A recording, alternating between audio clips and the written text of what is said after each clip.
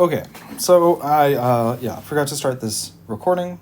We're going to start talking about solutions for chapter 12. Hopefully this isn't too dissimilar and maybe a little more focused than my lecture actually was. So solutions are really the study of things dissolved in other things. So we can have different types of solutions. We can have, just a couple of terminology things here. We have a solvent and we have a solute. Actually, let me do these in different colors. Solvent and a solute. So the solvent is the majority component, and the solute is the minor component. So for gaseous solutions, we can have a solute gas phase and a solvent gas in the gas phase. For liquids, we get a little more variety. We can have gases dissolved in liquids. So this would be like CO2 and water, so soda. We have a liquid in a liquid. Could be vodka, but it could also be most rubbing alcohols are not 100% alcohol. There's water in there as well. You can also have solids dissolved in liquids, which is maybe the one that we're most familiar with. Coffee has a lot of solids dissolved in it, so does tea, but also seawater. And we can also have solid-solid mixtures. And those are alloys. So we can take two metals, mix them together, and get the best properties of both metal. Or ideally, those would be the alloys that we want to make. So our solutions are homogeneous. They're completely mixed together. You're not going to see cloudiness. They're generally clear. They might have color to them, but again, they're clear. Suspensions, on the other hand, have insoluble particles, although very small, suspended, right? It's a suspension, suspended in a liquid. And when you let these sit for long enough, they will settle. And so you'll get a supernate, that's right, supernate, not a supermate, which is the solution over the precipitate. The precipitate being your solid. So solutions are homogeneous, suspensions are heterogeneous, and the supernate, which is the liquid over the precipitate.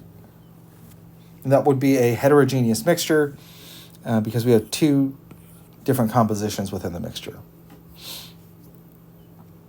The most common types of solutions, and most important for life, are aqueous solutions. So where we have some solute dissolved in water. And that solute can be other liquids, or it could be solids, or it could be gases. So solid sodium chloride, or table salt, is dissolved into water, and that forms a solution. Now we have a solution of sodium chloride.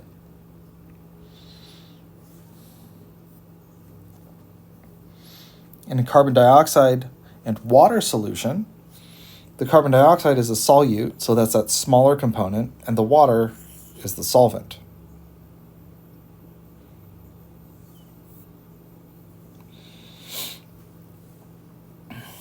You may have heard this before, like dissolves like.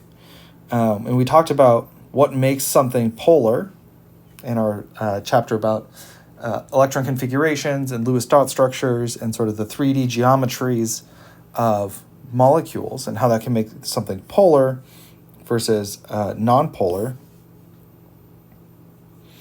So similar kinds of solvents dissolve similar kinds of solutes. Ions are polar, and so they dissolve in polar substances. So water, acetone, methyl alcohol are all polar, whereas hexane, diethyl ether, and toluene are nonpolar.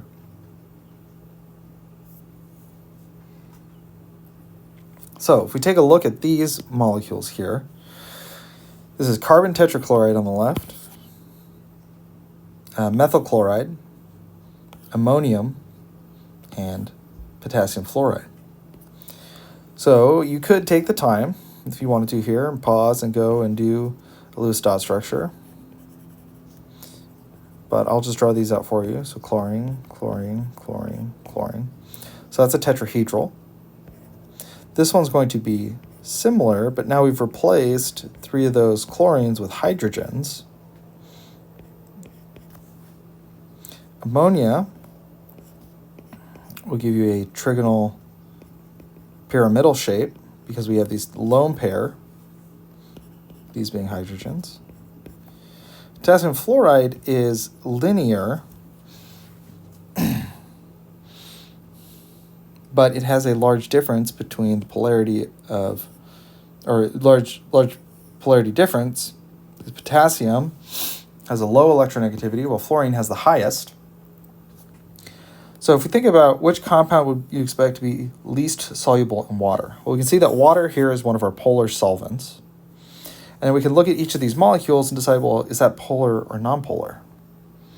Potassium fluoride is an ionic compound. So this will actually dissociate into 2 separate ions, K plus, F minus, in water. So this dissolves. This is very soluble in water. Ammonium, here we have this electron pair, is going to be very negative, and then these are all going to be positive. So that's going to be polar. That'll dissolve. Similarly, hydrogens here are going to be slightly positively charged, and this chlorine is going to be slightly negatively charged. So you might expect that to have some solubility in water. This is polar. This last one, we do have these bonds, which are all polar covalent, but they're balanced. So in a tetrahedral, because all of these are the same, it's completely balanced. So we would expect that this carbon tetrachloride is not soluble in water. So this would be our least soluble.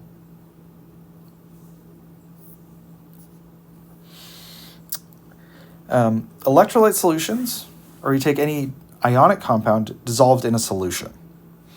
So like I mentioned on the previous slide, our potassium fluoride will dissociate into potassium positive plus fluoride negative. And those ions are able to carry current through a liquid. Another electrolyte is sodium chloride, so that will also carry a current. But these non-electrolyte solutions do not have any ionic charges in them, and therefore do not carry current or conduct electricity. So only electrolyte solutions conduct electricity.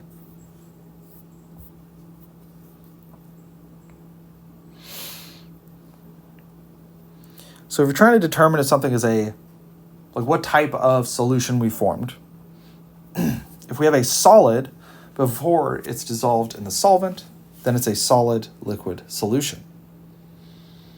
A dissolving solid such as sodium chloride will be in competition with itself, solute, and with the solvent particles, or solute solvent. So there are competing forces in here. The bonds between the sodium and the chloride, and the bonds and the forces between the water molecules and the individual sodium and chloride ions. So the sodium is attracted to the chlorine. That's an ionic interaction. And the sodium is also attracted to the negative end of water's dipole moment. So it's an ion dipole interaction. And the chlorine will be attracted to the partial positive end of water's dipole moment, another ion dipole. So these competing forces are what cause something to be soluble or not be soluble. Calcium carbonate is insoluble in water. So which intermolecular force wins? Well, because we have calcium, which is a metal, carbonate is a nonmetal, or made up of nonmetals. That means that this ionic wins and is stronger than the water and those ion dipole moments, interactions.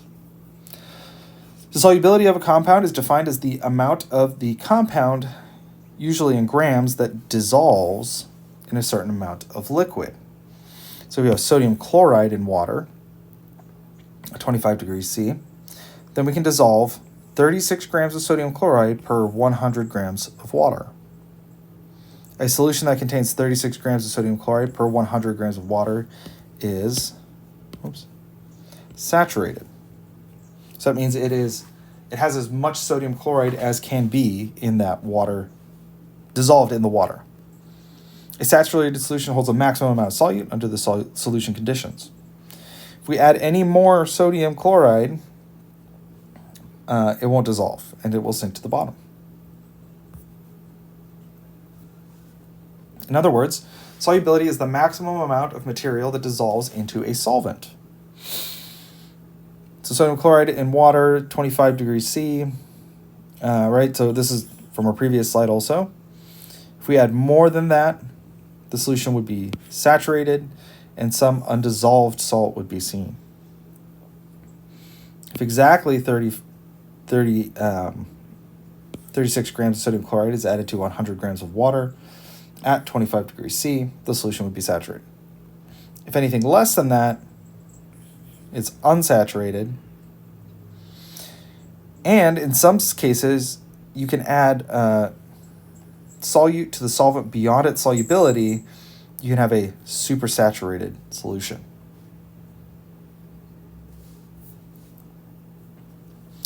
So, how solubility varies with temperature. The solubility of solids in water generally increases with increasing temperature. Not for everything, but for most things. For example, the solubility of potassium nitrate at 20 degrees C is about 30 grams per 100 grams of water. However, at 50 degrees C, its solubility rises to 88 grams per 100 grams of water. So we can see that by reading this graph. So our first point was at 20 degrees C, and then we're going to 80 or 50. So we start at 20 degrees C. I'm going to draw a line here. Where's our potassium? Oh, it's right here. Wait. Yeah, okay. It's about 30, but if we go up to 50, I don't know if I necessarily agree with 80, but yeah, so you can see that our solubility, right, if we go to 20 up to here, that's about 30-ish. If we start at 50 and go up to here, that's about maybe 85-ish. Depends on how you read the graph. Oh, no, 88, because 90 is in between there. Okay. Right, so we can read these solubility graphs to see the solubility at different temperatures. Okay, and that catches me up with where I left off. So yeah, here basically, the trickiest part with this kind of calculation is converting whatever units you're given into per 100 grams. And then you would use something like a solubility chart and find where your temperature intersects the curve that you're working with to figure out if you're saturated or unsaturated. I think we talked a little too briefly about supersaturation. And that's when you have, or when you're making rock candy, you can get a supersaturated solution, but that's when you have more solute dissolved than your saturation point, which usually happens when you're changing temperatures. Okay.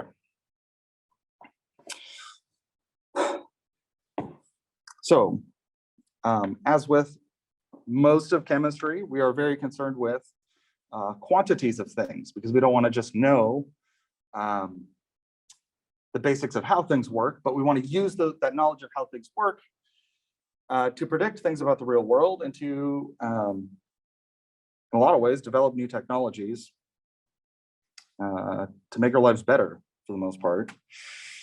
So we need to be able to quantify how much is in a solution.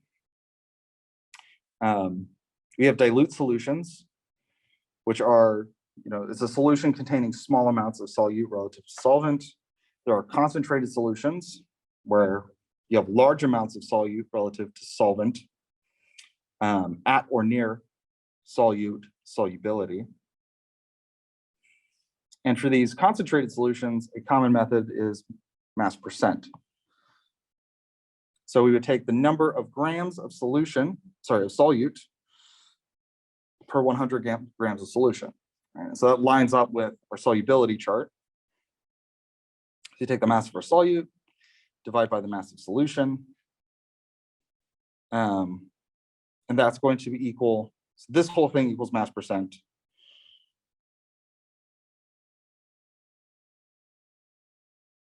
These are two different, oh, I see. Okay, right. So the key thing to notice here that, right, solute, just highlight these so that they're separate. This is solution. Let me use a different color altogether. This is solvent. So the reason that this is broken out into two equations here is because the mass of the solution is the mass of the solute plus the mass of the solvent. So if we have, okay, yeah, and this is the difference between our solubility chart before. So on our solubility chart, let's flip over there for a second. So if we had over there, we had 109 grams of sodium nitrate per 100 grams H2O. This 100 grams of H2O is just the mass of the water. So if we wanted to calculate mass percent, let's say we have this saturated solution. And what's our mass percent? Move this.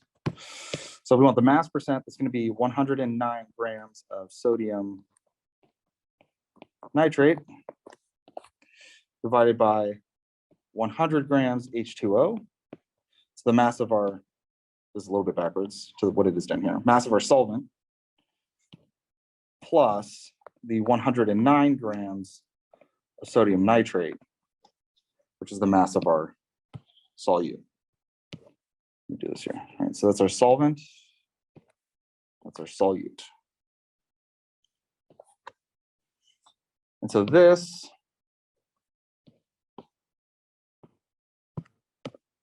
multiplied by 100 would give us mass percent.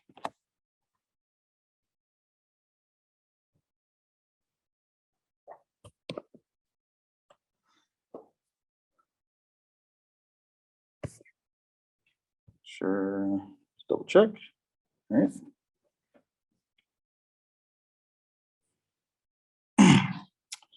So let's say we want to calculate the mass percent of sodium chloride in a solution containing 15.3 grams of sodium chloride.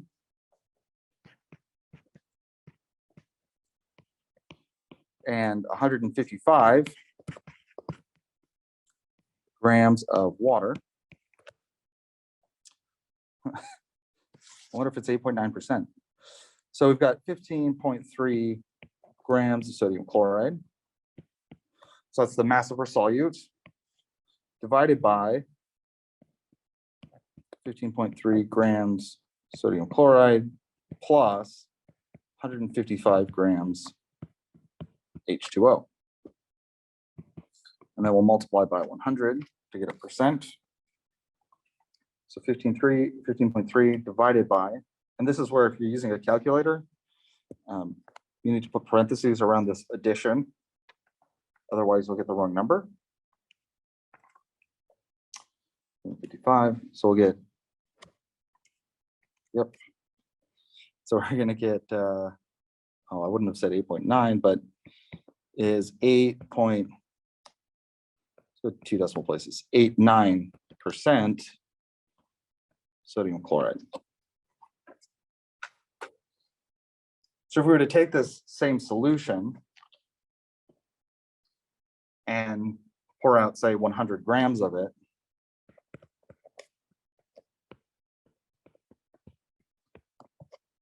and we wanted to know how many grams of salt, sodium chloride, were going to be in that solution, then we would multiply by, again, whenever we're using percents, we don't multiply by the percent, we multiply by the proportion. So this would be 0.0898. The sodium chloride proportion. So we get 8.98 grams of sodium chloride.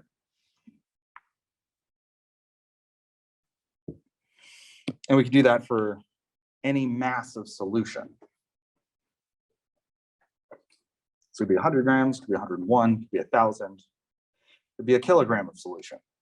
And we could figure out what our mass percent was, or sorry, what our mass of salt in the solution was.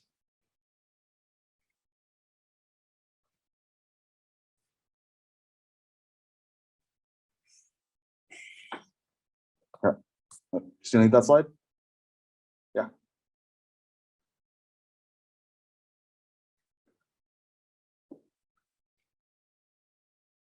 Oh, are you saying you're big? Good.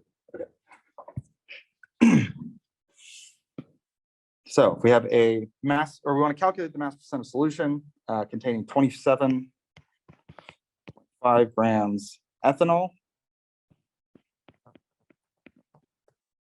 Ethanol can also be abbreviated ETOH. And we have 175 milliliters of H2O. So to calculate mass percent, we need things to be masses. So we have to calculate the mass of water that we have first. And we're told to assume the density of water is 1 gram per mil. So to write this out somewhat formally, we have 175 mils of H2O, then we can multiply by our density of 1.00 grams per 1 mil.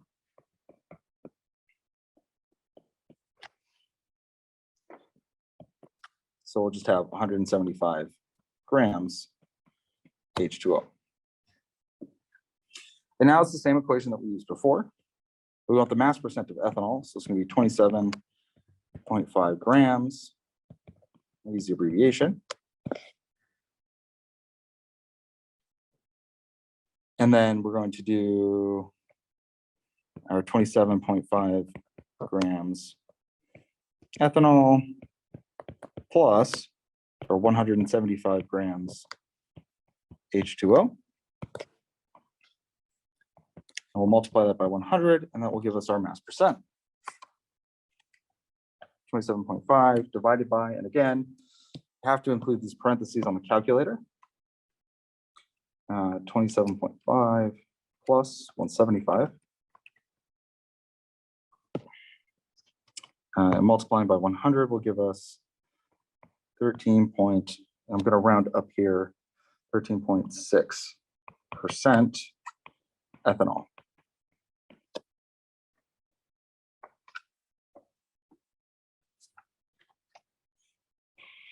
So really very, very similar to calculating the mass percent of, what was the one that we did? We do a hydrate. We did the hydrate or sulfate. I can't remember. I mixed up this class in Chem 20. They really are very similar. For whatever lab we did where we calculated the mass percent of a solid in another solid, this is sort of the same thing. You just now have to calculate the mass of the total thing.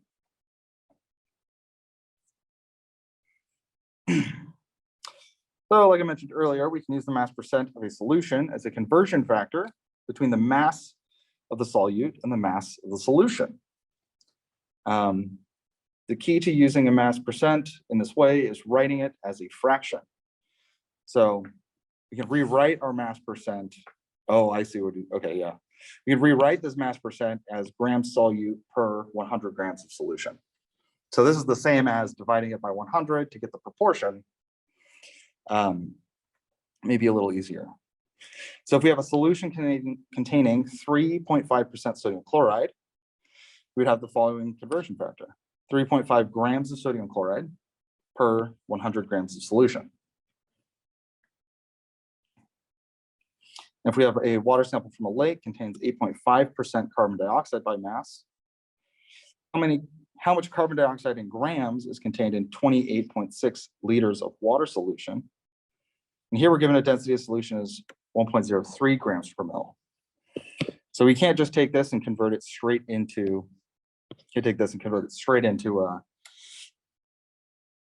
grams. So if we have 26 working just the very edge of the page. We're at 28.6 liters. I guess I shouldn't write H2O, it's solution. We want to convert this into grams. So first, let's convert from 28.6 liters to milliliters.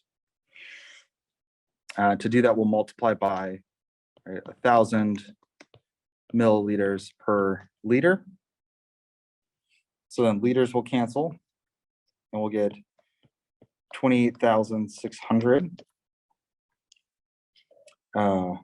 milliliters of our solution, and then our mass or our density is going to be 1.03 grams per 1 milliliter. And take 28,600 times 1.03.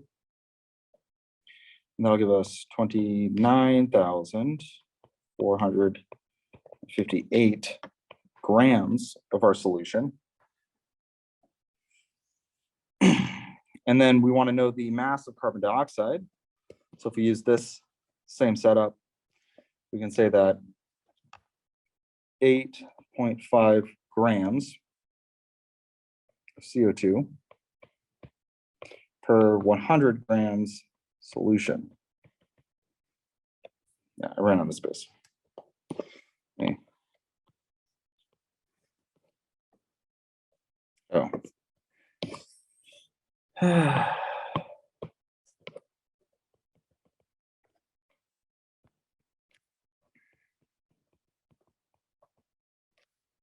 Okay, so this goes up there.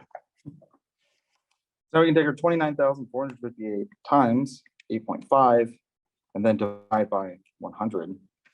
We'll get 2,500. Really, we only have 2 sig figs here, but I'm going to do 2,504 grams of CO2.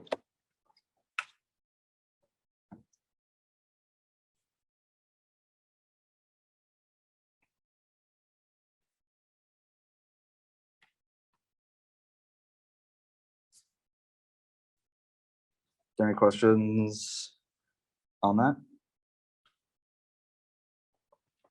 Good. Just swipe over here real quick. Okay.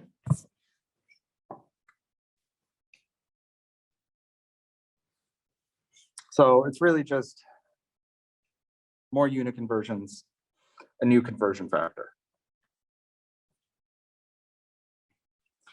So we have a soft drink, contains 11.5 sucrose by mass. So this means, right, 11.5 sucrose by mass. It's our mass percent. Same thing. What volume of the soft drink solution in milliliters contains 85.2 grams of sucrose? Assume a density of 1.04 grams per milliliter. So a couple key things here is that we're asked for volume of the soft drink solution in milliliters, but we're given 85.2 grams of sucrose, 11.5 grams or 11.5% sucrose by mass. So this is where keeping in mind that these are all just unit conversions helps this to make sense on where you're going to start. You're almost never going to start with your conversion factor.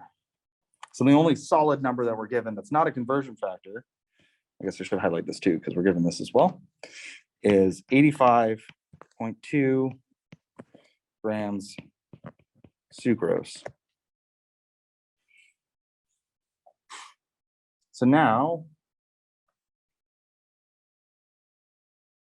let's see, how do I want to take this? Okay, so let's do a solution map. So grams of sucrose, and we want to get to, let's put it way over here, milliliters of the soda. So we can go from grams of sucrose, and we also have this, Right, so 11.5% sucrose means 11.5 grams of sucrose per 100 grams solution. Or in this case, our solution is the soda. And we also have 1.04 grams soda per 1 mil of soda.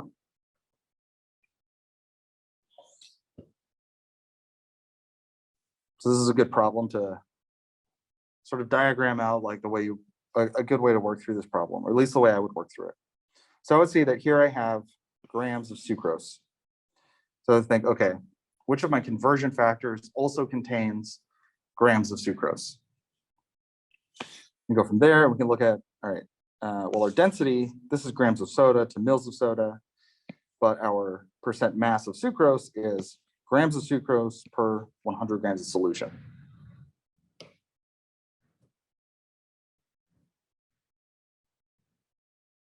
What's going on outside?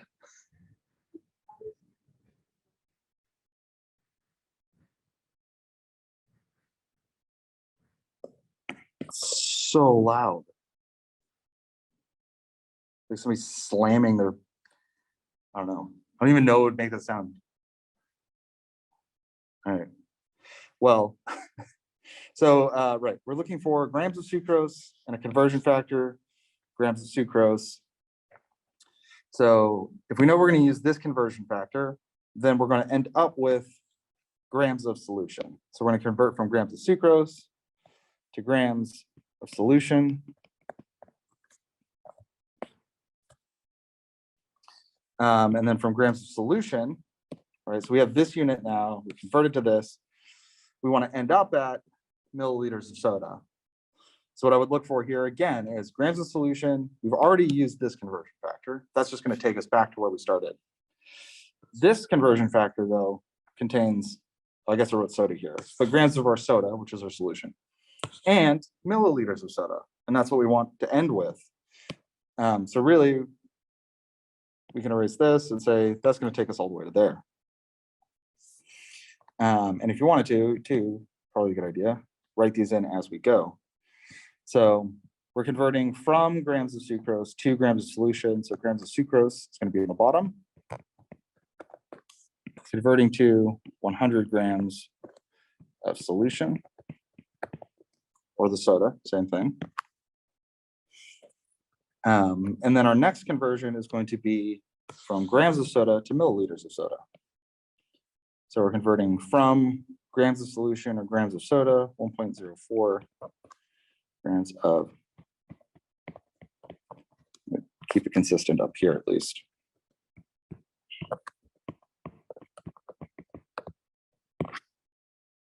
And that should give us our answer.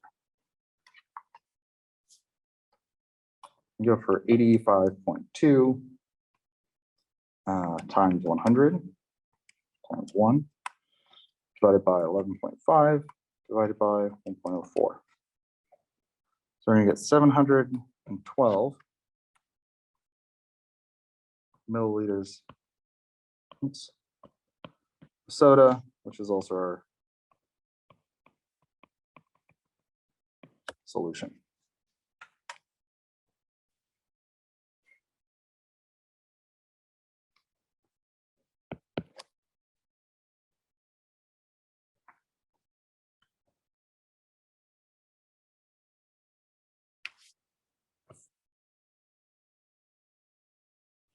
The denominator, if you're talking about for this, if we have like, yeah, converting 11.5% mass. So this is 11.5% mass sucrose. Then to convert this into the solubility, then yes, this is always going to be 11.5 grams sucrose per 100 grams solution.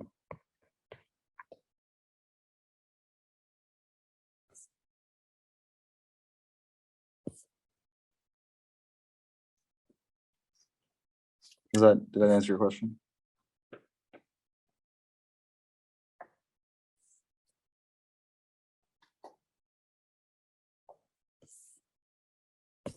Okay, well, moving on then.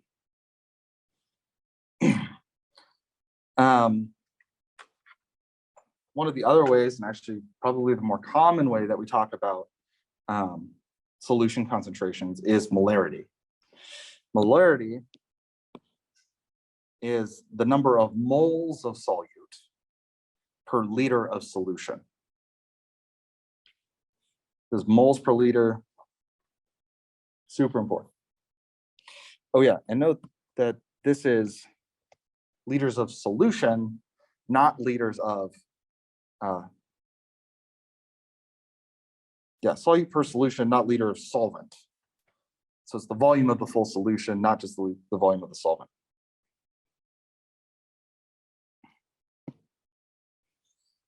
And molarity is great because, we're talking about reaction equations. We want everything to be in moles. So it's a really quick way to go from a volume of a solution to the number of moles of something, so that we can use a reaction equation to predict quantities.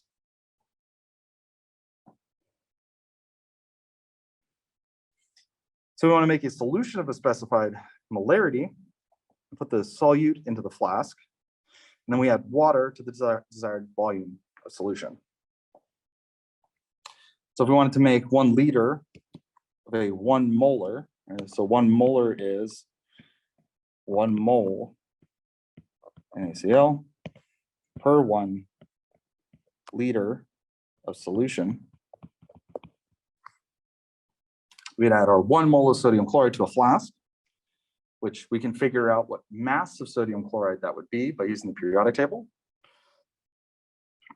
And then we add exactly 1 liter of water to that flask.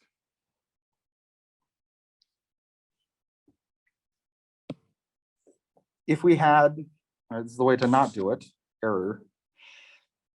If we had 1 liter of water first in our flask, and we add 1 mole of sodium chloride to it, our volume is going to change, and that's going to change our molarity. So in this case, our total volume would exceed 1 liter, and therefore our molarity would be less than 1 molar, which is, so this is, say this as 1 molar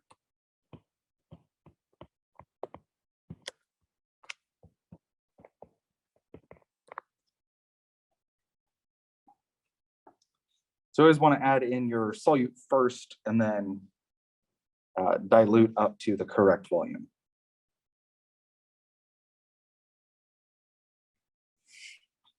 So let's calculate the molarity of a solution made by adding 15.5 grams of sodium chloride into a beaker and adding water to make a 1.5 liter sodium chloride solution. So if we have 15.5 grams sodium chloride, first thing we need to do is get moles. So sodium chloride, sodium is 22.99, and chlorine is 35.45. Let's add those together.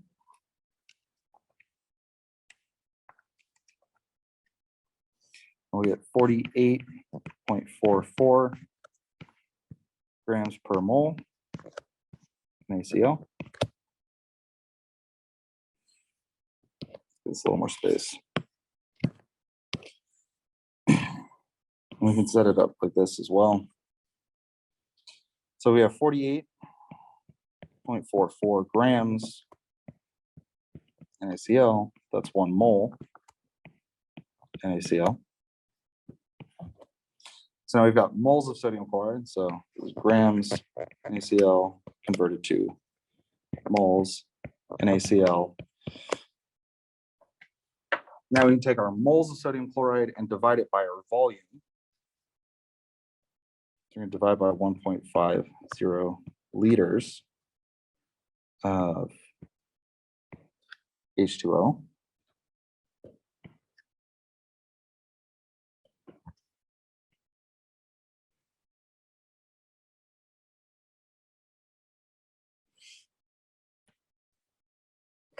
The way I put these arrows in here made it a little bit weird because over here we're going to end up with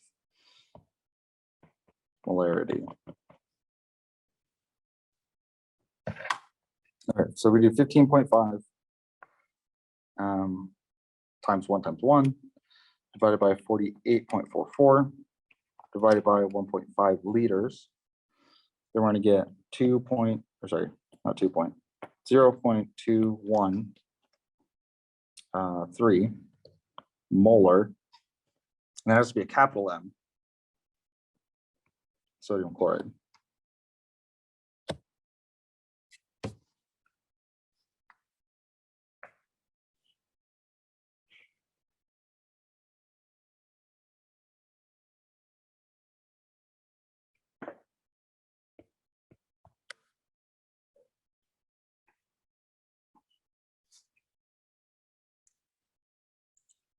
Yeah, so all just more unit conversions. So we want to calculate the molarity of a solution made by putting 55.8 grams, I'm assuming it's supposed to be, of sodium nitrate into a beaker and diluting it to 2.5 liters. Don't necessarily have to use this kind of setup where we use the boxes, sort of grid.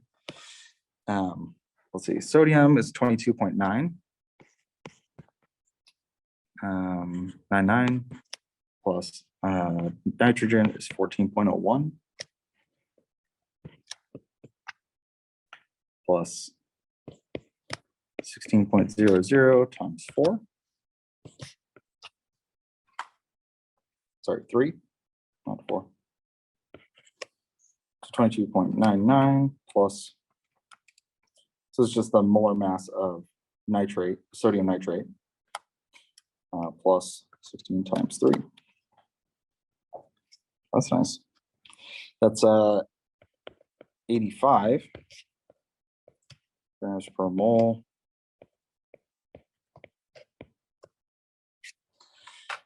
So we can take our 55.8 grams of sodium nitrate, and then we're going to, all right, 1 mole per 85 grams. And then we're going to divide by, or multiply by 1 over, what was it, 2.5 liters of our water. 55.8 divided by 85 divided by 2.5. So that a 0.262 molar sodium nitrate.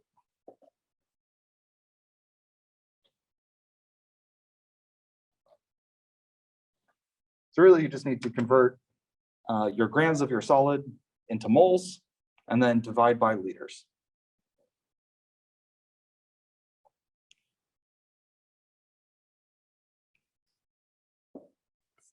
Check. Mass supposed to be 58, maybe. Yeah, probably. This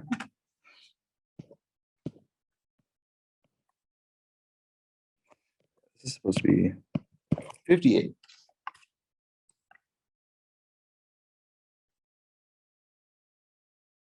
Type something wrong. I'm like, oh yeah, I did 25.45. Okay, so let me redo that math. Come on now, Mr. Calculator.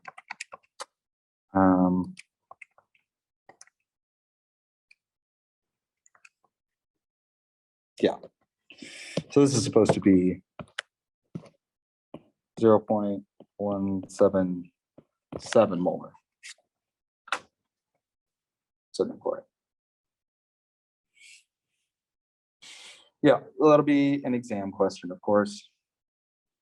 Prepare a solution of certain molarity, quiz/exam, which also, I sent out that very, very short announcement last week, but no quiz tomorrow.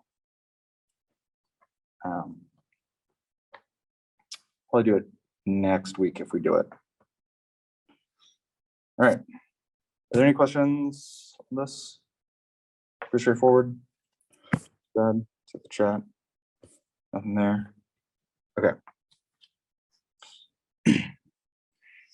So we can also use this, right? It's a conversion factor. So we can calculate the conversion factor using a mass, and then a volume. And then using that, we can convert from liters of a solution to moles of whatever our solute is. So let's determine how many grams of sucrose are contained in 1.72 liters of 0.758 molar sucrose solution. So again, it helps here to identify which things are conversion factors and which things are not. So our molar mass, that's a conversion factor. And our molarity, as we just mentioned here, is a conversion factor as well. So the only number that's not a conversion factor is our 1.72 liters. So that's the number that we're going to want to write down first. 1.72 liters of our solution. And then just to do, so we have liters of our solution. We're going to convert that using molarity to moles. And again, right, molarity is in moles per liter solution. I think I need to mention this more. When I'm looking at these, I say I have liters. Which conversion factor has liters? Molarity has liters. And that's going to give us moles. So our next unit is going to be moles.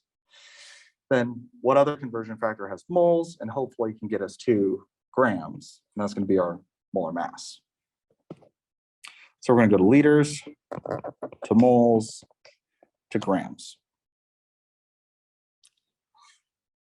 So to get to moles, we have 0.758 moles per liter. So this is going to be 0.758 moles per 1 liter. And I want to say all of these, whenever it's something per something, it's per one of those things, unless you say otherwise. For example, solubility, it's per 100 grams of water. Or for mass percent, it's per 100 grams of solution. And then we can use, so we've got moles, we want to convert to grams. So we're going to multiply by 342.2965 grams per 1 mole.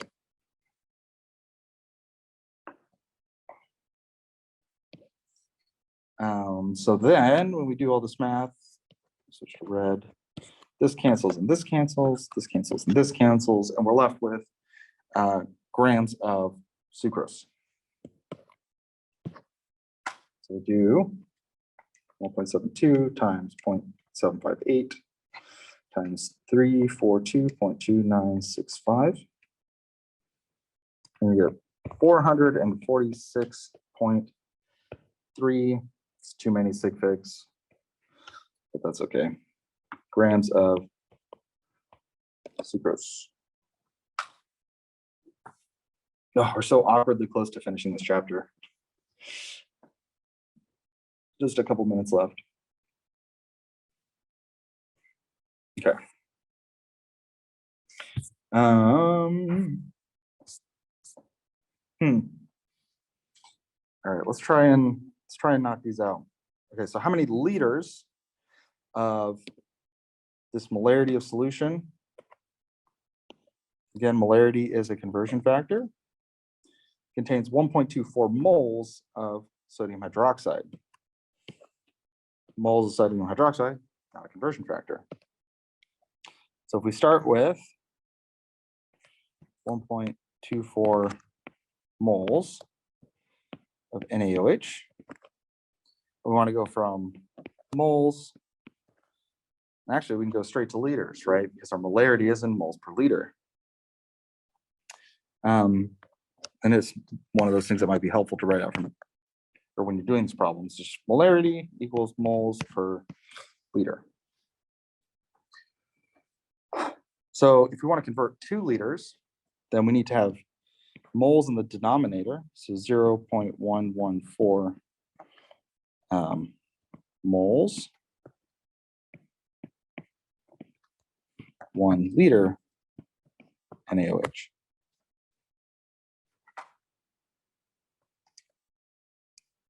So we're just going to get 1.24 divided by 0.114. That's going to give us 10.9 liters of solution. Specifically of this particular concentration of solution. So what if we want to know how much of a 0.225 molar potassium chloride solution contains 55.8 grams of potassium chloride? It's the same thing. Again, identify what is a conversion factor, what's not a conversion factor. This doesn't just work for these type of problems, by the way. For most problems, that's going to be the case. So we'll start with 55.8 grams potassium chloride. Just going to calculate that real quick. 35.45 plus potassium is 39.10. So 74.55 grams per mole.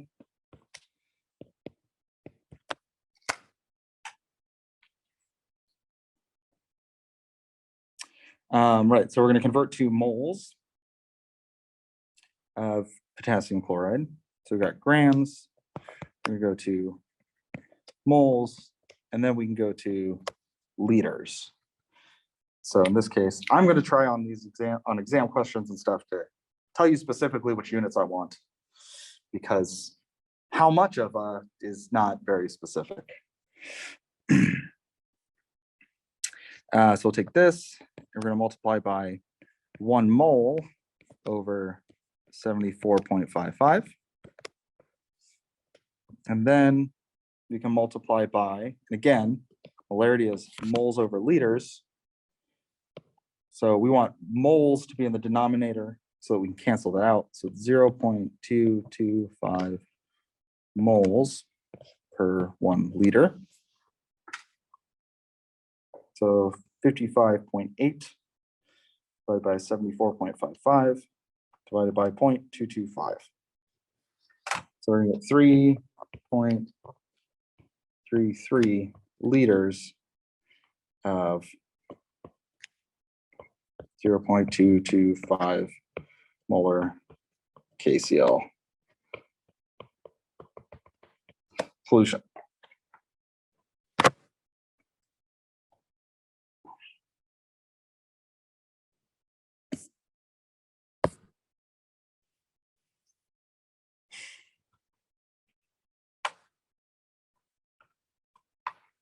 So the most important parts of these are remembering that molarity is in moles per liter, and also identifying the things that are conversion factors and are not.